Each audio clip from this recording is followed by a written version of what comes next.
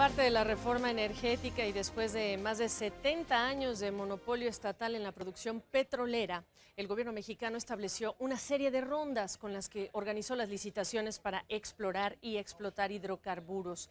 La ronda 1 establece áreas geográficas y condiciones para la iniciativa privada en las que podrían participar de manera independiente o en alianza con Petróleos Mexicanos. Se ofertarán unas 14 áreas para explorar y extraer crudo de aguas someras frente a las costas de los estados de Campeche, Tabasco y Veracruz. Participarán unas 17 empresas nacionales y 7 lo harán en consorcio. Pero justo una semana antes de anunciar a los ganadores, la paraestatal Pemex anunció que declinó participar. Una de las razones, la caída en sus ingresos por la baja también en los precios del petróleo. Pemex dijo que será mejor concentrar sus esfuerzos en otras licitaciones y otras convocatorias y además lo hará en consorcio, no de manera individual.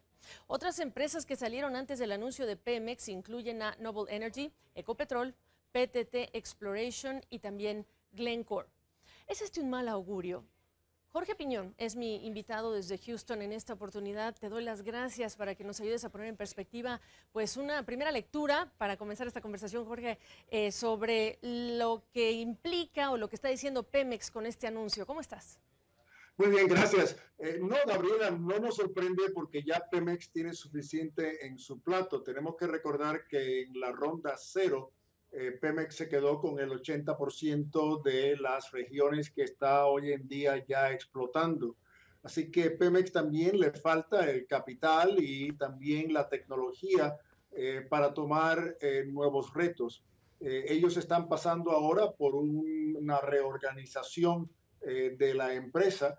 Y como tú muy bien dijiste, se van a concentrar en buscar socios con los cuales se pueden aliar en las áreas petroleras o productoras que ya ellos tienen. Así que no nos sorprende. Y por cierto, creo que es buena noticia porque yo creo que Pemex no hubiera tenido la capacidad para poder explotar estas nuevas concesiones en aguas someras. Considerando que son aguas someras y que por lo tanto la inversión es bastante fuerte la que se requiere para este tipo de trabajo, ¿debió entonces participar en primera instancia? No, bueno, aguas someras son muy diferentes a las aguas ultraprofundas del Claro. Golfo de México. Ahí es donde yo creo que vas a ver quizás la participación de México o de Pemex, perdón, con las multinacionales como Shell, Exxon, Chevron y otras. Estas aguas someras en realidad son campos no muy fuertes. Vamos a ver cuántas compañías la próxima semana apuestan en estos nuevos campos. El contrato es un contrato nuevo, es por primera vez que se ofrece, así que eso también va a dar una perspectiva que si las compañías nacionales encuentran estos contratos lo suficientemente comercial. Así que no, la participación de Pemex no nos sorprende y yo creo que esta nueva ronda o esta primera ronda es un examen o una preparación para todos en lo que viene en el futuro, que son las aguas ultraprofundas del Golfo de México, que ahí es donde están las verdaderas grandes potencias de reservas de la región. Y también los verdaderos inyecciones de recursos para sacar ese crudo, porque eso finalmente es de lo que se trata en ese caso. Ahora, ¿qué lectura le das a la salida previa de otras participantes en esta fase, en esta ronda? Las que salieron son compañías pequeñas, compañías que tienen capital limitado.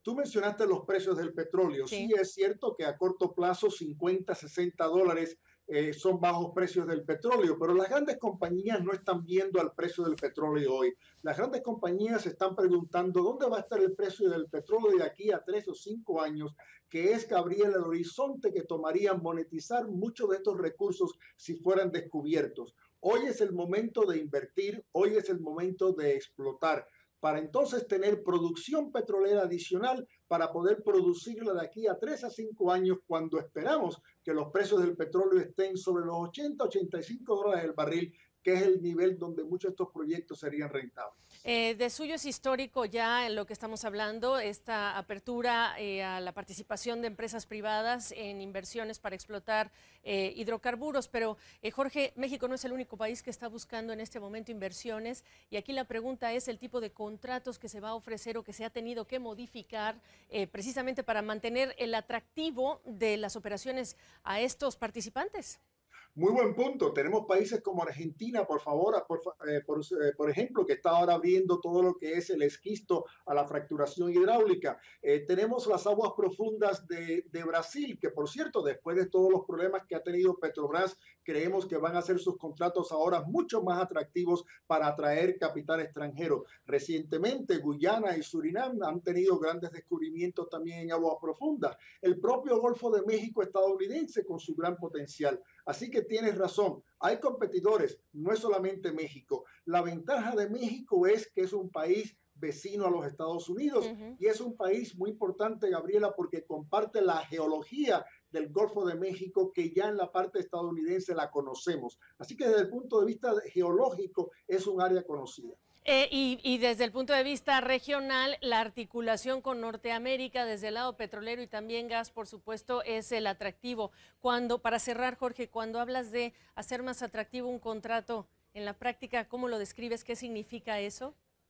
Bueno, principalmente es continuidad a largo plazo. Recuerda que estos son proyectos, como tú bien dijiste, de capital, gran capital al principio, pero que tienen que tomar 10, 15, 20 años de producción para poder recuperar toda esa gran inversión. Lo importante para México, que queremos lo va a hacer, no solamente es el modelo contractual, Gabriela, pero la continuidad, que esa política continúe durante próximos y futuros gobiernos y que no cambie políticamente cada vez que lo deben hacer, como lo hemos visto, por ejemplo, en Argentina, en Venezuela, en otros países. Las reglas del juego tienen que continuar a largo plazo. Bueno, pues gracias por enriquecernos con tu criterio, Jorge Piñón en Houston.